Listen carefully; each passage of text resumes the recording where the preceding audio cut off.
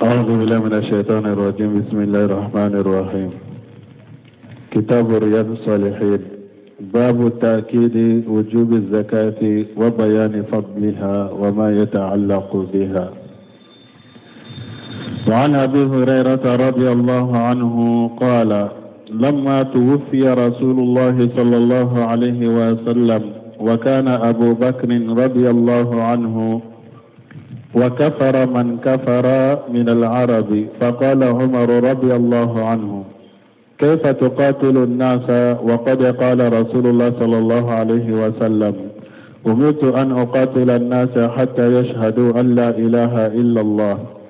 فمن قالها فقد عصم مني ماله ونفسه إلا بحقه وحسابه على الله. فقال أبو بكر: والله لأقاتلن من فرق بين الصلاة والزكاة، فإن الزكاة حق المال، والله لو منعوني عقالا كانوا يؤدونه إلى رسول الله صلى الله عليه وسلم لقاتلتهم على منعه. قال عمر رضي الله عنه: فوالله ما هو إلا أن رأيت الله قد أشرح صدر أبو بكر للقتال فعرفت أنه الحق. متفق عليه.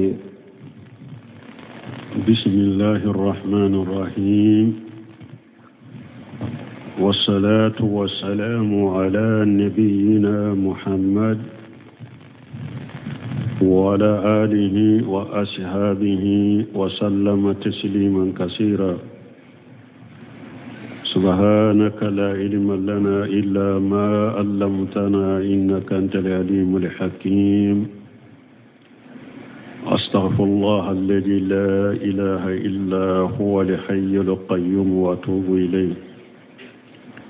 اللهم انفعنا بما علمتنا وعلمنا ما ينفعنا وزدنا علما. بيه تراتا سوية هجرية باكلي أني كمناني أني بناني أني وورو شهر سفرا من هجرة سانكالو فلانا بسويني مغاني سباناي ميلاد النصارى كجاتي ba fulani mugani nani sankalo segina bisunyo mugani wolon fulani ambe dawda bugu masjid rajja ambo kono darasu bil hafiz an-nawawi rahimahullah darasu wa kitabu kono riyadus salihin bonna minna ko jakka bole wajibiya geleyali ani jakka bo fasamantiya bangali ani munum be dilo ola anya hadisa fo kateme jeresu temene yang soro Abu Hurairah ka hadisa ka sarahu dela antunya hadisa nyere sarahu akolenjo antumbe Ibn Usaymin rahimahullah antum kanko kasarahu de damina hadisanya anya jo ambata wayro dela summa jakara rahimahullah hadisa Abi Hurairah radhiyallahu anhu fi tahawwur Abi Bakr Siddiq radhiyallahu anhu al-khalifah al-awwal li Rasulillah sallallahu alaihi wasallam وعمر بن الخطاب الخليفة الثاني لرسول الله صلى الله عليه وسلم. نسمي رحمه الله أكو أكوفي إمامنا النووي على كنيمة أي أبو هريرة كحديثه فو على كجك أبو هريرة ما ni Abu Hurairah كحديثه مي ناكو أبو بكر Siddiqi alaka je kabwa maciden ka khalifa folo ani Umaru ibn al-Khattab ciden ka khalifa fulana alaka taruna ksibe ciden ka nunu nye nyogon kuma sagi minke Aba Hurairah ka hadisa ba ka ko lakala ni Imam an-Nawawi ya fo ne bonda kono utumbe nyogon kuma sagi tahawura fi masailati diniyati me kuma sagi mindo tahawuri fi masaili dini kuma sagi mindo akera dina kodela dina ka masala delo ma anna kulla wahid minhuma yuhibbu al-akhara hubban ajima ka faraka nunu flabbe akelen kele bato kelen doin kanu kanula kanu min kabbo kosobe lakin hadhihi mahabbatan la tamna min al-muhawarat wal muraja'at ad-diniyah min ni ñogon kanu min be Abubakari Siddiq ani Umar bin Khattab ni ñogon ce wotu bali u kan ñogon kuma ñogonya anu kan ñogon sagi ñogona dina kola li anna dina fawqa kulli shay parce que dina de be fen sampe ni hada made mi ñe dina be bila fen sampe ni fengo fen fora dina kodela atoro abe cinyani de la dura be dina joli nyini de la men ni an kanyana ma ya chogol la jeyla marahim rabbi anye dina ko fembe de bila dina samfe ka dina ke ko fe fenye fengo fen nan ka hada madanya teta anan kanyana ma ya teta awun ba fo ka to ko fede an ka hadamadanya an ka yanamaya an ka ladan ulu de ba mbolo sanfe ka dina bila kofe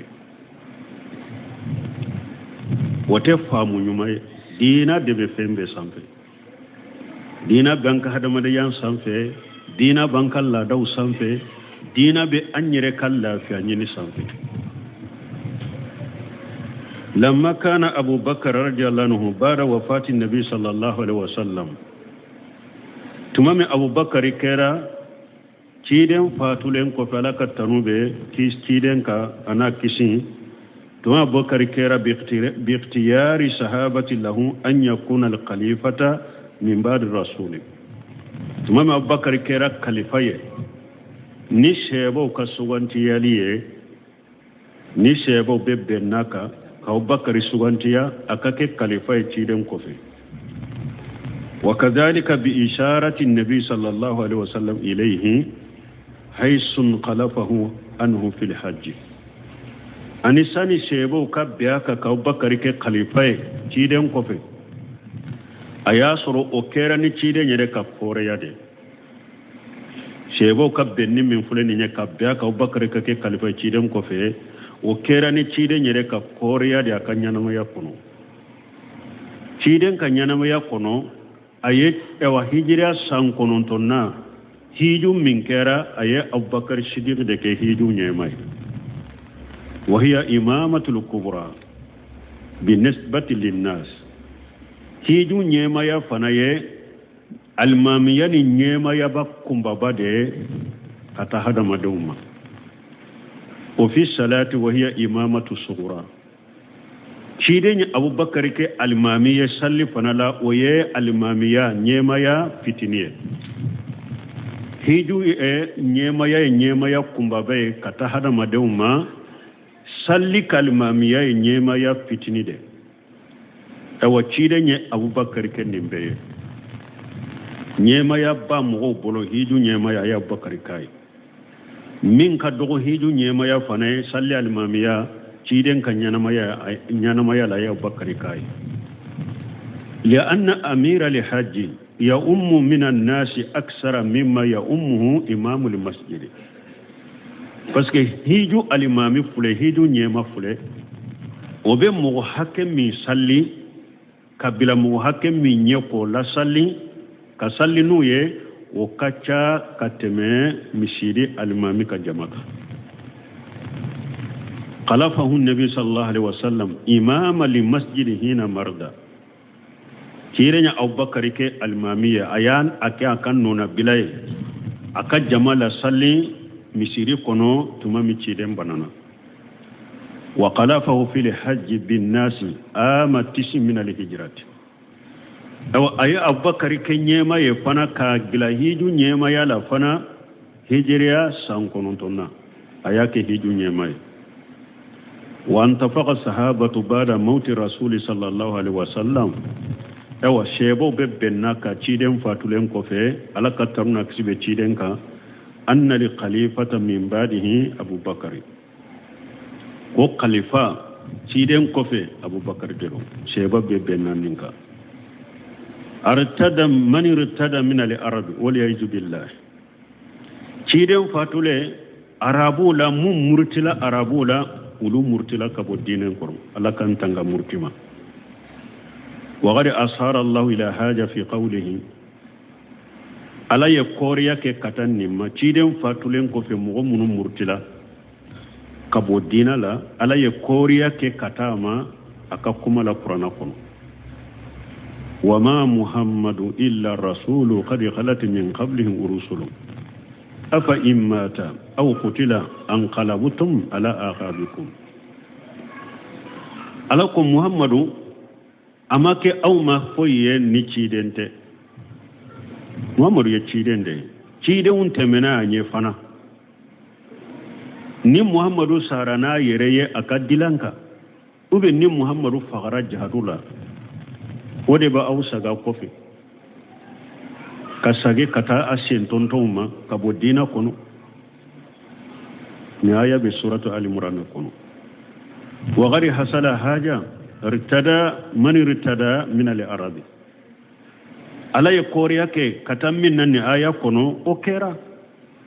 تيدم فاتلون كوفي منو مرترا أرابولا ولو مرترا وبورا دينا كنو وانمانو جكاتا وكفروا بالله ويجاكب بولي بالي بانك جاكبو وكافرني علي فقاتلهم أبو بكر رضي الله عنه أبو بكر يوكله على كجيك أبواما فهاوره عمر رضي الله عنه عمر يا أبو بكر كما يغنى على كجي عمر ما قال كيف تقاتل الناس عمر أبو بكر ما ابن مغوكله تقولي وغير قال النبي صلى الله عليه وسلم كسر النبي ما قال كترنا في سباكا أمرت أن أقاتل الناس حتى يقول لا إله إلا الله كيدن كو على يالين يا مريا أكم مغو كلفوك لا إله إلا الله فوق دالا وهذا هو الذي سمعه عمر من النبي صلى الله عليه وسلم عمر يميم كيدن ما وينينده على يا مريا كم مغو كلفوك لا إله إلا الله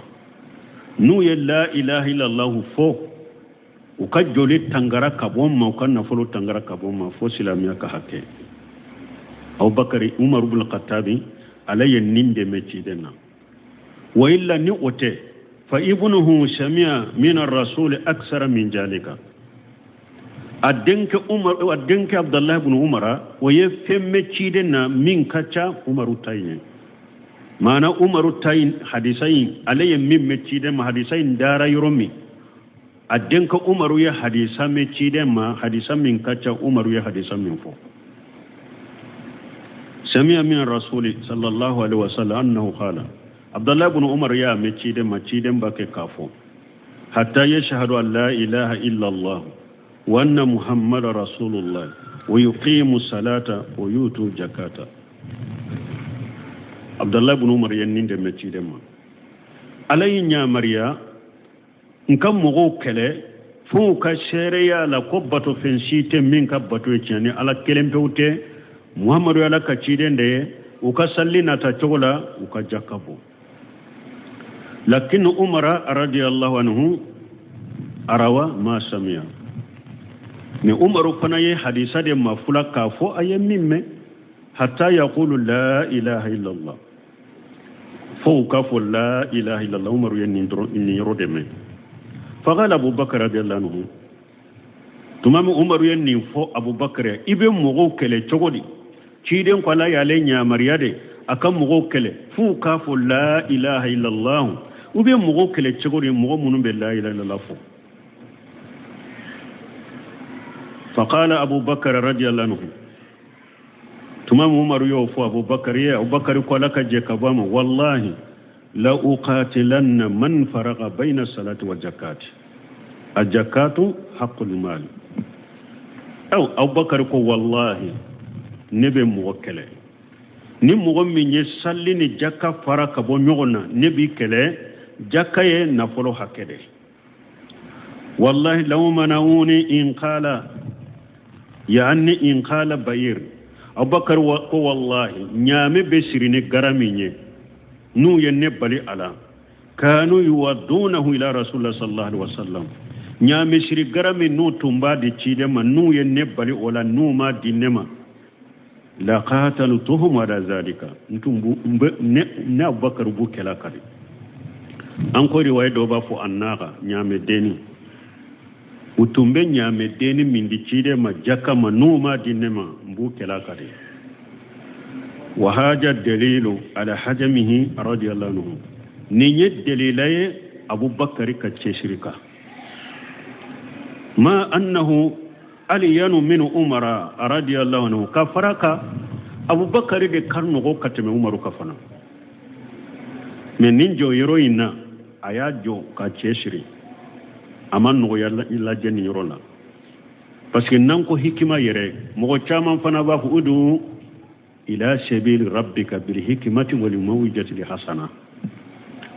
dɔw bɛ hikima fana kɛ dɛ wagati bɛɛ ka kɛ nɔgɔya la ala ye min yɛrɛ kɛ wajibi ye o ka nɔgɔya mɔgɔ bolo min yɛrɛ ye farida ye ka nɔgɔya mɔgɔ bolo min yɛrɛ ye haramu ye ka nɔgɔya mɔgɔ bolo ka mudahana kɛ dɔrɔn ka mu ka taa dɔw ye hikima fana jate minɛ o de la hikima tɔ ye hikima ye de ka fɛn dɔ a dɔ yɔrɔ la yɔrɔ min kan ka nɔgɔya o yɔrɔ nɔgɔya yɔrɔ min kan ka gɛlɛya de i b'o gɛlɛya hikima ye nin de ka ko kelen kelen dɔ a dɔ yɔrɔ la hikima y'o de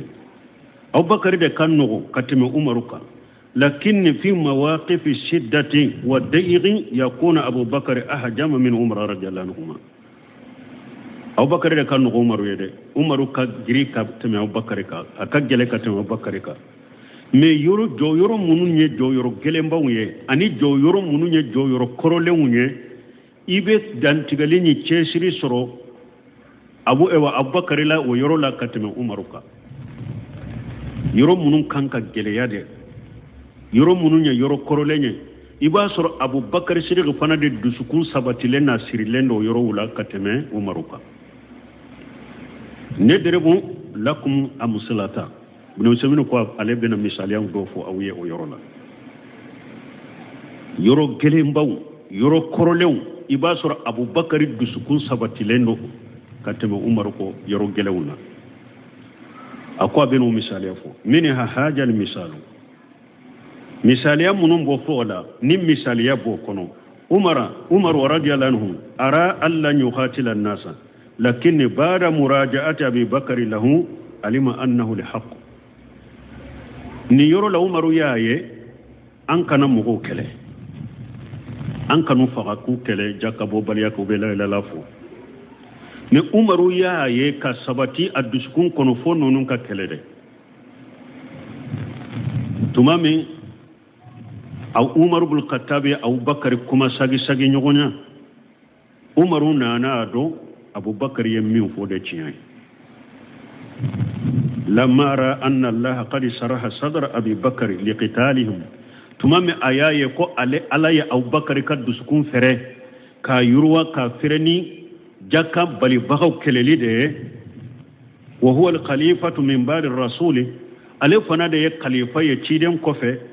عرف أنه لحق أبو بكر أو عمر نانا دويا كو بكر بمين كودي تشيان معنى ciden yɛrɛ ye kɔriya kɛ ka min suganta a ka kɛ silamɛw ɲɛma ye sɛba bɛ bɛnna min kan ka suganta ka kɛ sɛwa ciden ka kalifa ye ciden kɔfɛ ala ni ala y'o dusukun fere ni ko min ye o tɛ nkalon ye o ko in ye tiɲɛ de a nana don nin cogo de la idi inna allah subhanahu wa ta'ala parce que ala masa min sera kɔrɔ talen do lamu yasra sadra haja al khalifatu rasid أول الخليفة في الأمة الإسلامية ألا من نين خليفة دسكون فره نين خليفة كندل من فلنيني من يسلام من تون كخليفة فلو ألا تو دسكون فره كتا فوي ما إلا لحق فوتيا anana ninde do khalifa mfule ninye khalifa min ni khalifa kandalendo ani silama manton ka khalifa folo ala to dusukun fere kata foi kelema fo o yechinyade arafa annahu lihaq wala umaru ya do ko abubakar be haklina min ko de yechinyai lamma saraha allah sadra abi bakr lahu tumami alaye abubakar dusukun fere katama haja mawqif sara abubakar ajlada min umaru wa saddan wa asbata ninjo yoroina abubakar kera alede ka grini yoroina alede ka geleni yoroina alede sabatira ni yoroina kateme umaruka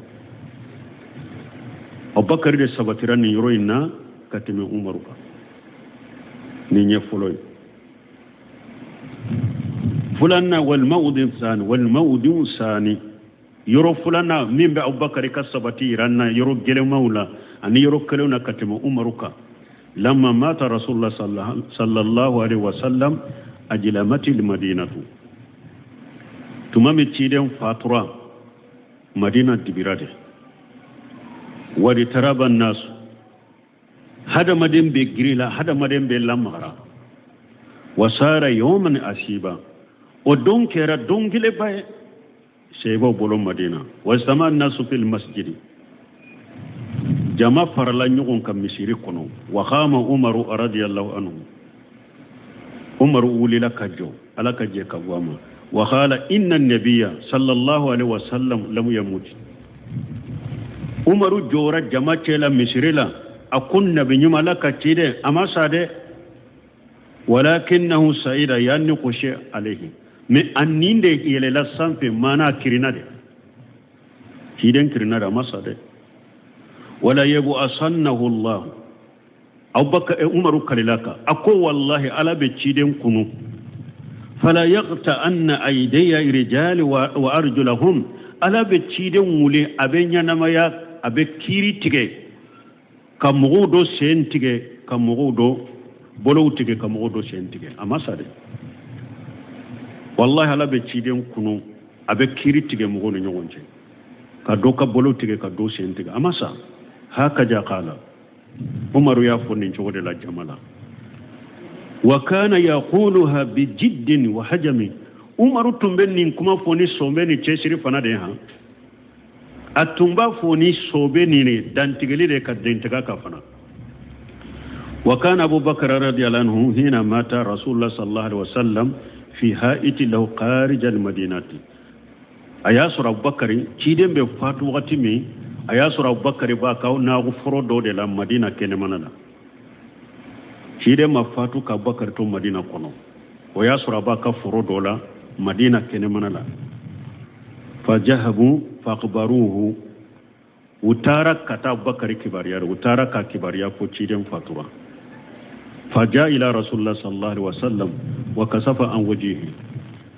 abubakar nana ayasuru ciden fatura uye fini do biraka abubakar nana ka fini mboci de nye daula ka ambrase wa kutiya alayhi salatu wassalam ayasuru fini do tumbe ciden ka uye fini mbiri ciden ewa mbiri ni fini nye abubakar yo fini mbe ciden ka nye dauka wa qala bi abi anta wa ummi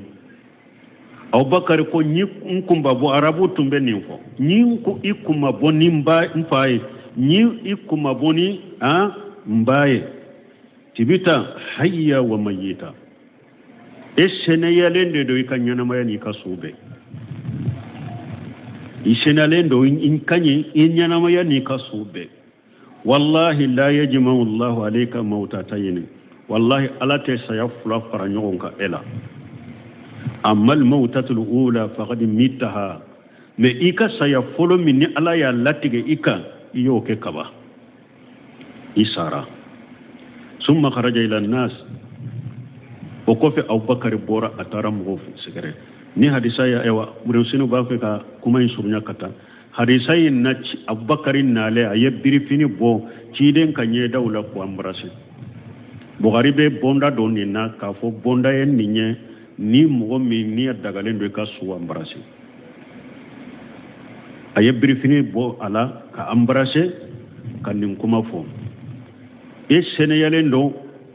iknyanamaya ani suube ala te saya fula fara ɲɔgɔn kan e ka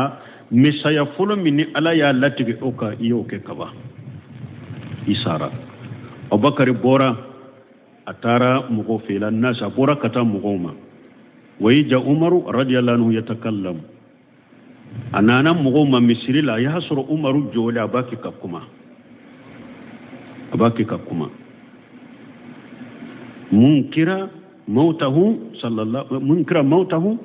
abubakar baki ka kuma baki ka mun fɔ ka ciden ka fatuli ka nankariya umaru a baki ka jɔ ka kuma ka mun fɔ ciden ka fatuli nankariyali o yaqulu a b'a fɔ ma mata khushiya alai amasa akirina de wala yabwasannahu Allah wallahi ala ba kulu ala ba bɔ a yɛrɛ kalama akirina de amasa abake kan nin fo faqala abubakar radiyallahu anhu ala irisilika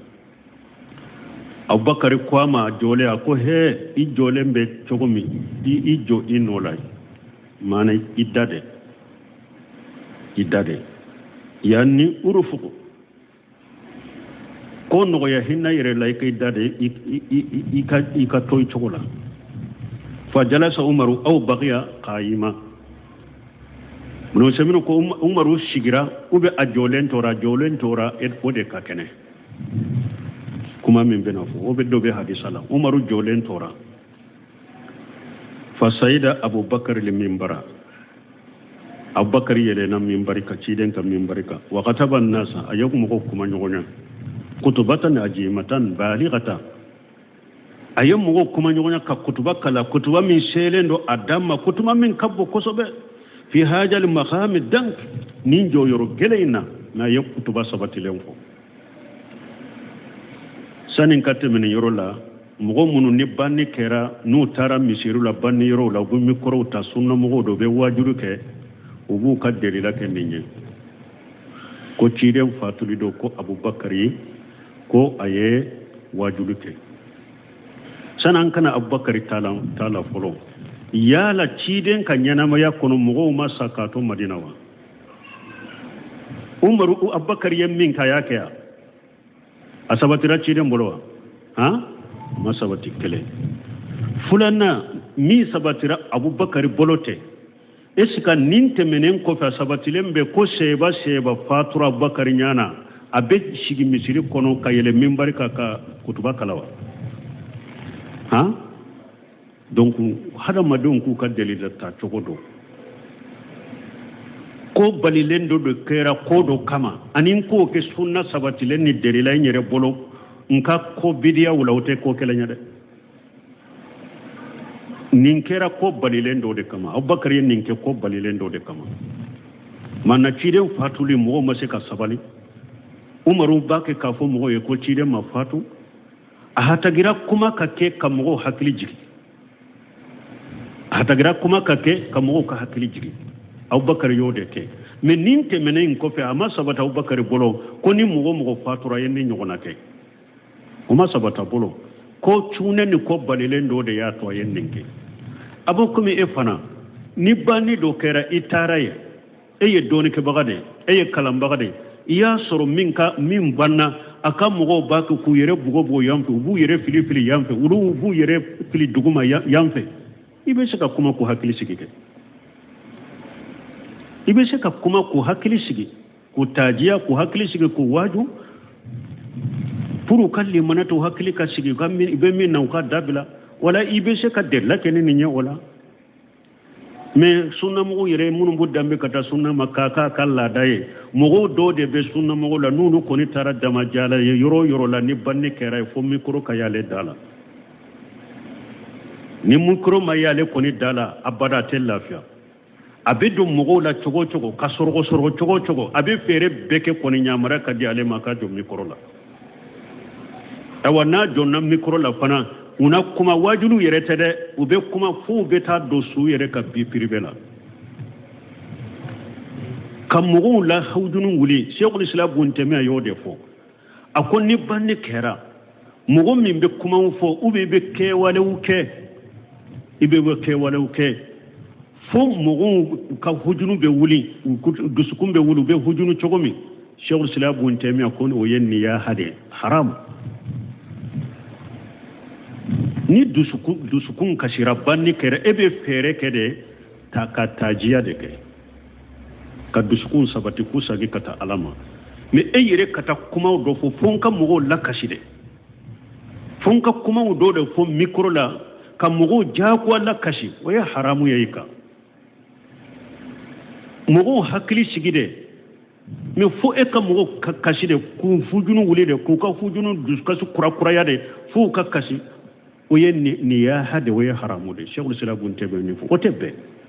awa munum bu dambe kata karamu yani sunna ma ubode kebbi demisen fitini sambi nani aye denyere dem fitini wude to aye musota har wodo aye muso furusiri ere afatura aye muso fura tunkanka dona sunna yerede afatura aye aso dakabana jolen fule mobili dakabana jolen fule dala jombe do akono la hawla wala quwwata illa billah jakwa ka demba yalla kashi kula fujunu ku ka dusu wuli kula fujunu haram abubakar ya munke umaru ye min fa ye dore faraka kata wallahi bele batira na nabi wallahi bele batara be abubakar yore fo aye mo hakli jigine aye mo hakli sigide abe aye kuma munu fo bena aye kutuba bele bakala fi hada al maqam danki ninjo yoro gele mayma wa qala amma ba'd tumami aye kutuba nyebila sirawuke akon nin temena ayyuhan nas awa akon mugo man kana ya'budu muhammada fa inna muhammada qad mata radiyallahu anhu awa kon mu'min tumbe muhammadu de bato muhammadu koni sara mu'min tumbe muhammadu de bato muhammadu sara wa huwa asaddu an-nas faji'ata bihi mu'min nja yere tigera ni ciden ka fatulu yere oyi abubakar yere de folo ciden ka fatulu be juye mu'min yere ka folo oyi abubakar de me alle de fule kan kuma fo wa man kana ya'budu allah fa inna la hayyun la yamutu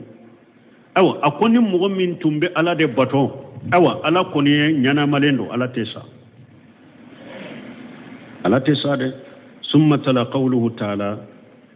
وكفي أبو بكر يألك آية كلا إنك ميت وإنه ميتون أكو تشيد إبناسا أي سودة نونو منو فلن يكافر منو ينو وينو فنا بسا أكو لا ينفع قرآن كنو الله يتشيد فاتولي فور قرآن كنو كو تشيد نمو يسايا ببولاكا أكو يسودة إبناسا مغو منو فنا إنو بينو وبناسا وقوله تعالى يألك كما كلام مسلم كرتالين وما محمد إلا رسول قد خلت من قبل رسله محمد تفهمره كوي محمد يتشيدن ده تشيدن ده تمنان يفنا أفا إمات أو قتل أنقلبتم على أعقابكم ni muhammadu faturana yira kadilanka ube nu ya faqade ode bawu sagako o man yanqalibu ala aqdayhi muhammadu fatilen ko fe ni mo min sagira iko kabo dinala falan yadurra allah shay'a wata ala toroni foye wa sayajzi allah shakirina aw ni mo min sabatira ika dina fana kono ala be barika dabaga ala bi sarade ala be barika dabaga ala bi sara donc hadamaden te nin ko fe abubakar siro ko ciiden fatule akon ni mogo min sagira ko wote ala toroni foye ni mogo min fana sabatira ika dinaka kala barikada ka sabati ika ciyanka ala be barikada ba usara yaqulu umar radiyallahu anhu abubakar ka kutuba kala le min fulena inni ayaw kala ni umar ko hatta ukiratu falam tughiluni rijlay yani la yaqdiru ala yaqifa ako ale koni kera mogo de ye ale sen fula desera koro akera komi ukiratu kore munye abe komi ewa mogo ka fasa asen fasa ni yutige yala sen tonton ko fe fasa bammi be na tigera be se ka jowa akwa kera ko me ale ka fasa unde tigera ale seun desera koro ale seun desera koro mana desera ka jo ale yere desera ka jo seun ka kera ko me ya fasa unde tige fajala sale ale sigira donc on konni yoro de la no seminu yakuma munu fro ko asigira uba jolen toran ko jolen tora inde sabatilendo akonni ayaw meni nin kutuba meni akera ko male seun fasaw tigira de seun desera koro asigira li'annahu alima anna haja huwa al-haq parce que ale ya do bakar fule kam min ko kiren ka fatul kola ninde cinyai fanzuru ila sabata bi bakar fi hadal maqam al-azim e kala jeli ke kata bakar ka sabatima nin jew yoro bayna wonni nyam misali ya fulannay ko gelen wakati ko korolen wakati abubakar duskun sabatire no katema umaruka ni nyam fulannay amma al-mawdu salis me yoro sabana misali ya sabana yoro sabana فهو في صلح الحديبية وكيرا صلح من كيرا حديبية صلح الحديبية فيه شروط جاهرها فيه قدادة على المسلمين صلح الحديبية كسرت من كيرا حديبية كودو بولا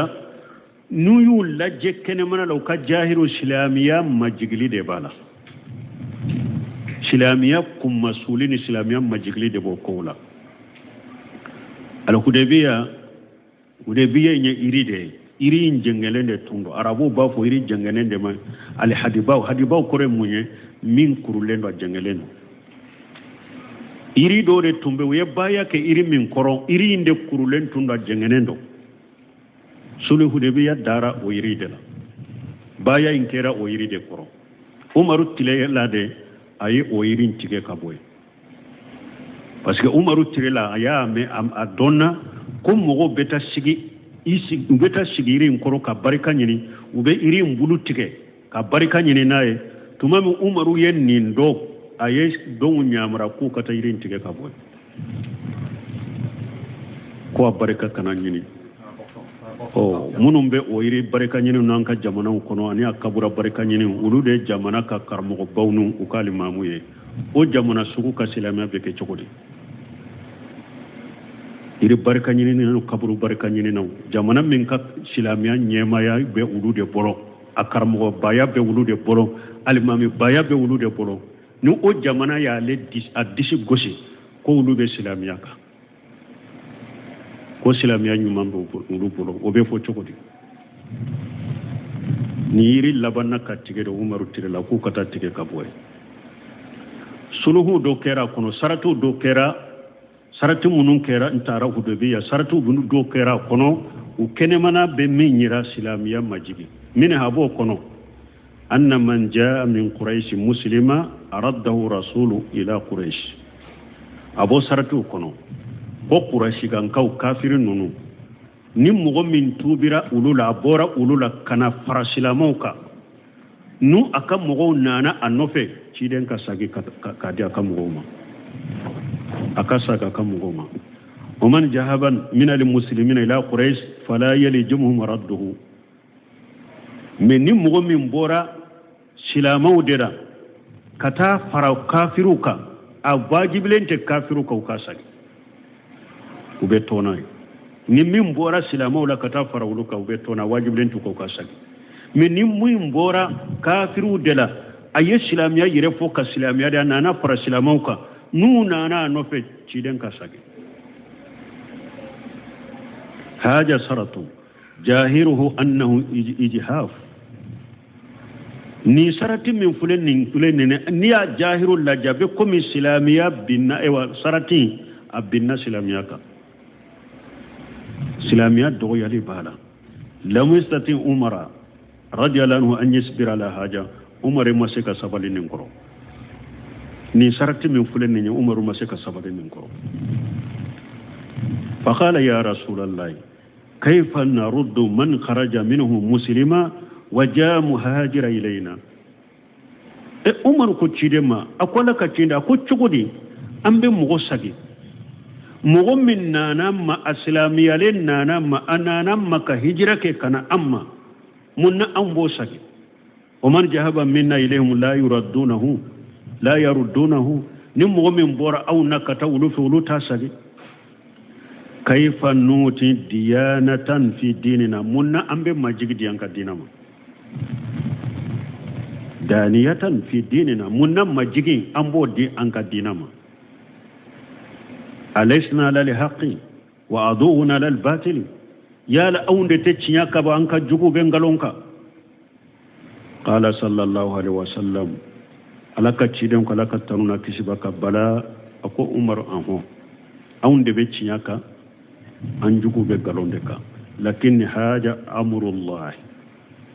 min fule kam minke ma keni nyere alaka nyamuru de fule ne ni nyala kan nyamuru kande wa ana abudu lillahi wa rasuluhu ne fana ye jonde alama ne alaka jonde ne alaka cidende wala ni ashi allah o yansuruni allah jalla nete seka ala kuta ko abindeme nete ala kuta ko abindeme o ninne ala kuta tindeme o ne aka jonde ne aka cidende ayinya mirani ninde ninne ya soso atindeme o mbaka nyamuru kande ke balma ne hadisa fanata nambe hadisa ro faida bade bala wodi ato ibn hajar ba fa ka kuma dola ako alate mugo de meni bidiya keliye de alato mugo de meni bidiya keliye abo fo kuma do semfe ko dimisarin ko tawuna donnay mugo bake kasasa doro jamaye nyogo soro misiri kono ko anka salli ka do ke pour tawuna en ka buanka uye salli nke dommi bakelende sara bidate mo demede anka jamana en fana kono ni fennin do kera duranka ta qur'ana kala misirila ambe ka fara nyogon ka misir baranka qur'ana jigi jamana te demene bidiya e koy atena ni foy nim bidiya nunun kelite na foy dena ni foy jamana kono ni kasarate e maye nu ya kelen ko dogo kun kono balaw de be jamana soro min ka gelewlu tara do ke min kam dina te demene bidiya de ni hada maden ni ba fe ka alaki deme alayi nyamra ni minye chire ni nyamra minye kana jola okay ala bi deme awunye marasi bambalu ko namma marasi uke ambanka hakke soro chogori namma marasi uke silamiya ka hakke be marasi debe marasi te salafu salihu katabulo kono awun be se ka deme noy chiden na ka sebo tile marasi make tabina utilo te marasi do tabina tilete marasido fama controlate islamia dina kuna bora yahuda ni nasara de fe islamia be se ka demeno ya islamo be se ku ka hakke sorono ya islama jamana be se ka sorono ya aye ciden ka kuma laje ne alaka jonde ne alaka ciden ne ta soso ko abinde me koy mo ko ala soso ko ala bi deme de ala ye min fuye ciden ye min fuye e kana jola e ki wasa dola i ko ke i ka ko toto ala bolo uhudi do jama kulum min tumbe be sira ala nye katema anka limana bu bolo katema anka dankani bu bolo katema anka be ala bato katema anka ube ciden yere de nofe tuma mi ciden ye mo bi duru to mo ku jo kuludo ka akana jigi yare akana jigi ka bo yare fon ka ciden kana awma uhudi kele kun folo ala ye kele diya silamaw la fo kafiru bolila silamaw ba ke ka kanima fara ɲɔgɔn kan mɔgɔ bi duuru min bɛ kulu in kan u ko an ka jigi ka taa u ka ɲɛma ko ma kana bɔ a nɔ la dɛ ciden ko kafiru b'u ka o an sabatilen ka toya olu bɛ kafiru ka o an sabatilen ka toya fo a ka ci de kana a kana bɔ a nɔ la u ko ba ke ka nafolo bɛ fara ɲɔgɔn kan kanto u ye palasi bila ja ya soro Khalid ibn Walid be kafiriya la ja aleni sotigu do tumbe kulin kofe ulu desira kado kele keneka ni mogo bi duru de sababula tumami ni mogo bi duru yen woyin bila doro donna kele keneka ala tunya ka deme min jigide ka fanga di islamaw mare u ka se kafiru made ala ya ka deme korta ka bo silamaw ka fanga sagi kata kafiruma u ye silamaw faga ka mogo 70 de faga do tuma min seyba ko ne nya an soro cogodi anye mu'minu ye ambe ala ka ci den no fe ala ko cogodi kul mini indi anfusikum wore mafo ni nya soro ka bo aw yere de aw de sababu do aye ci den so so de minke ci den so so de mi ayake wode sababu ye ni nya usoro ni ala to nyaw de mekele folo fa tumba ke ku faga me tuma mi de aye minye min kadawiye minya khanimay aye so so like ni nya usoro ci den ka so so like le mo mun do kawsa nyefana ube mo min no fa kawsa jiya mo be ala yalla sundu may ma ko le sonde wa ayel ala le sundu may aw nanka junubu fambe junubu aw ndebe ala soso minauta kafiru minauta yahudani nasara ka fendilalu nu ka aslina aw nde bota kwambo barake no ye kwambe deme antaram marasi bambulo antarami uye sansima juma do silamiya ko ne aye sansima do nye koroko ni nye sansima de iba soro aya nyogona aye kasara do shawma min ka jugu sansima minana hera tula hera bebe ciden ka tu nyogonya dila hera bebe do da kullu khairu fi itiba'i man salafa wa kullu sharri fi ibtida'i man khalafa don ko yoni go hera bebe salafu munun temena inye ulu tugu nyogonya hera bebo dela ewa bone bebe de mogo munun nana salafu kofe bone bebe ulu de kabiria nonun kono kullu khairi fi itiba'i man salafa wa kullu sharri fi ibtida'i man khalafa fankan ni mina qaida yede hera bebe salafu ka tugu nyogonya deda bone bebe mogo munun nana salafu ka bone bebe ulu kabiria tugu nyogonya deda ala sosor mogo site se ka ala soso ko be hera soro mogo site se ka ciden ka hakilina so ko be hera soro ko fi'lu waqi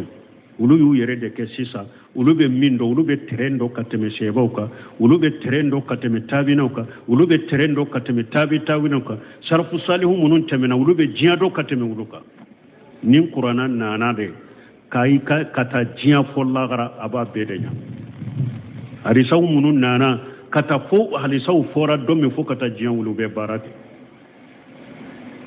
na ba fa katol la fi ala silamiya ka deme silama jamanu kasoro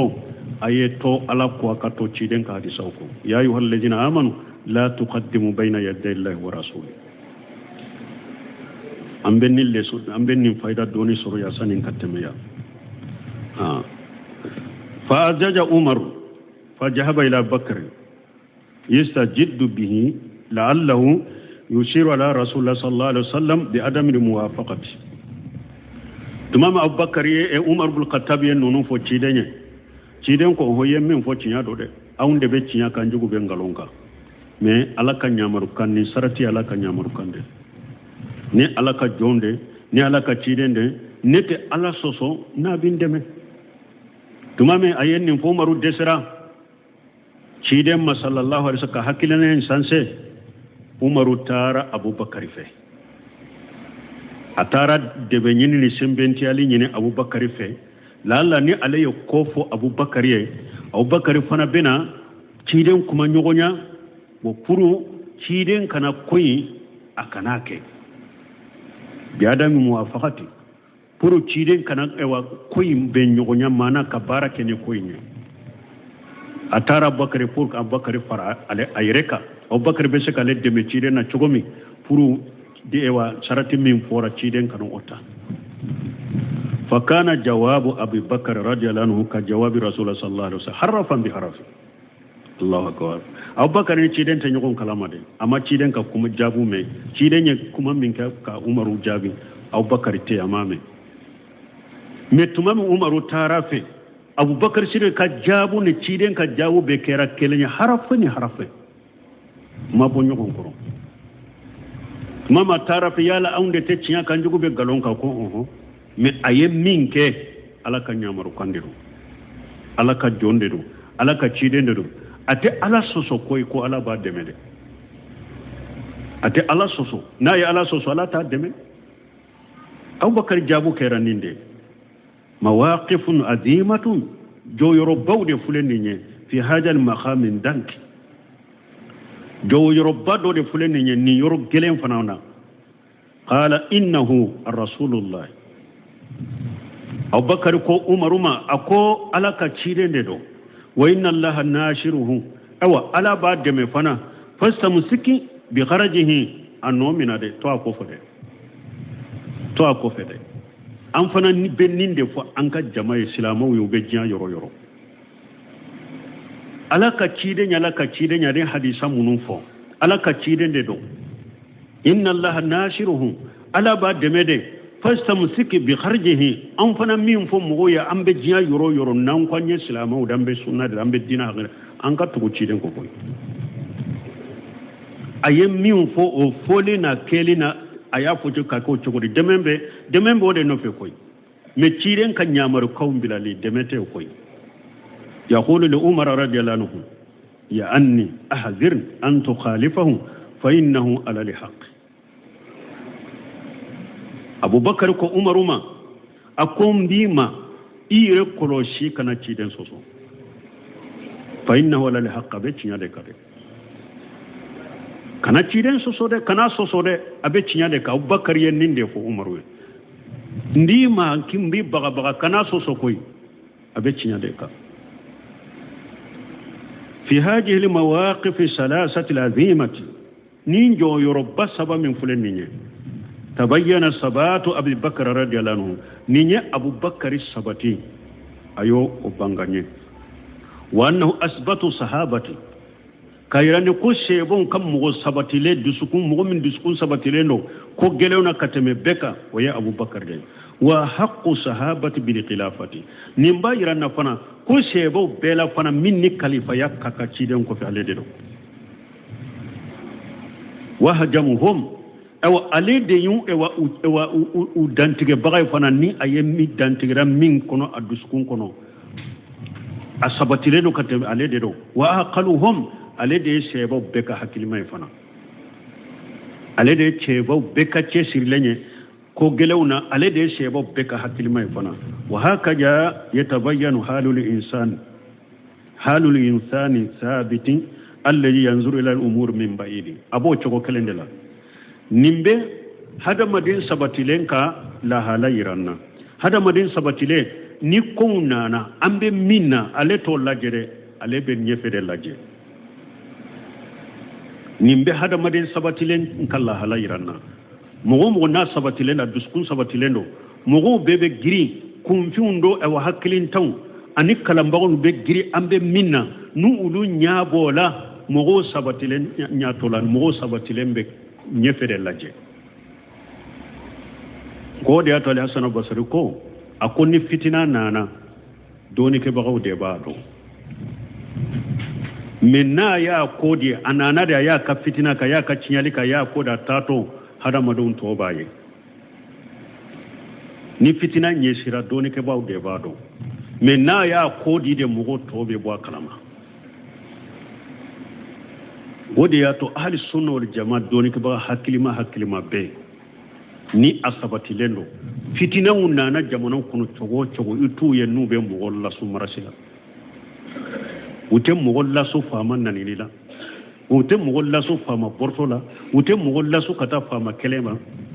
hadisan nana ko anka ke chogomi ulubi hadama do nyamra no do parce que ulunya be yoro janna moto nya tola jamana in kono doni ke baga munu ne hadi sunol yawan nube hari jamana in kofe ni e marsi be jamana la nu yu ka wele libla katuma nu ka konanja nu kan ne shiha uyen ne shi hawo ke kasira minye jamana kono shawul islam bun tamiya ko ako jamana shite na ye fama kele min kama tora min kama ko ewa tora min be moka na ye fama kala kama ko mo shite de bijiya gale fo sisa fo fama kele li ko fe jugu yara katima ya kele min kama bun tamiya ko de gale mogo bora fama contrôle ka kele o ya kele ko min kama kele in ko fila de jugu yara kateme anya fila yere ka bone ashimanye an ka jamana ko nambe min na sisaw kurangere yara o kurangere mo da ka fo jamana nyamala kanu sabatala kanu deme ala ka dina famu dama kalimana du duskun kono nu be islamiya sariya sabati jamana kono ka islamiya deme men nu ya me mogo da kuran ko gele yara kuran u kanka atiki da fara yere do kaso doronte nu yu da fara minye muhammad ibn qais ka kumaye akoni mogo yele dan min barka ka fama nani ku porto nu yu mina u islama mun doni ka ba mina ko ay ye khawariji de mina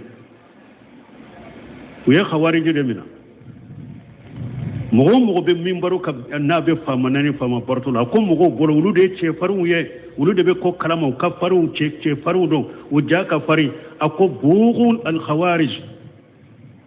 ako yahud khawarij ka buru de mogo ba fo mogo ma fama nani fama min barka ko ka fara ko khawarij ka buru de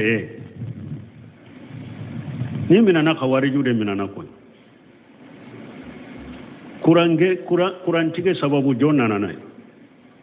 ko aka fama gen aka fama bugono ya kamara si bambali de nana ka fitinaw o de menana ya halaka hakrimanda annuma de doni ke ba nyuma o yenni nye koy munum be yoro janye wulu yenni nye awde maye hari dondon sigile dobe ni ya yere uta ni mo nyana ma ya yere jiki me duskumbe ala de ko ala de be mo nyana mando duskun kono asigile ko kurantige ko bu bon korodon ako fenkan ka tiga na minte kuray jonna na nay ko aka marashi bambalinde do ka fama kan fama ewa keleni fama te siga au bolo jamana be siga ke ni fama tala ni fama na wulo kama ni fama na wulo kama o de ni la sama ya bon koro laka hatimanda mambali mo وفي هذه الموقف الثلاثة مغصبة له أم بيرمي وهكذا يتبين حال الإنسان الثابت نمبي مغصبة لنك الله لا يرانا الذي ينظر إلى الأمور من بعيد مغصبة لهم بقول لجني فيرو جاند ولو بقول لجني يرو جاند من مغمون صبت لن أم بمنا دلولون يابودنا ويسبر قورها olu be ko dunin uba be sumade subre uba sumani sibri ka suma ka do mana ni ko kaddo ube ko sumani sibirunde ka sibirude wal insanu alladhi indahu khayratu la yanbaghi lahu an yata'ajjala mu'min ni dina ka kele ya bila aman kai ka tele ya de aman ka e ka ke mo ni ka tele ka kula fata'ajjul qad yakunu fihi qararu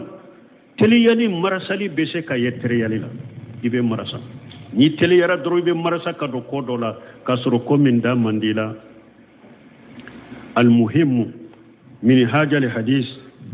أو الفائدة منه في هذا الباب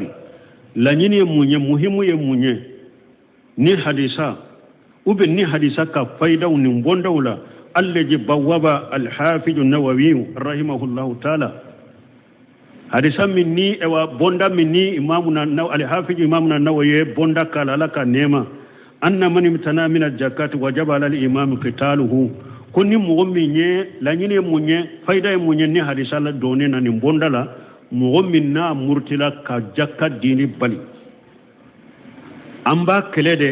hatta yudiya zakatan fo aka jakka damma wallahu al-muwaffiq ninten ni nyewa ni murtili kelade ni mu'min murtila da bora dinala aye jakka yere wajibari nan kariya ka baka jakka bo ni silama nyema mimbe akanka fagade ka kelede nanya kele fana amba kan na folota de komi nanye kafiru fa amba kan na folota tokomi tinye murtadi de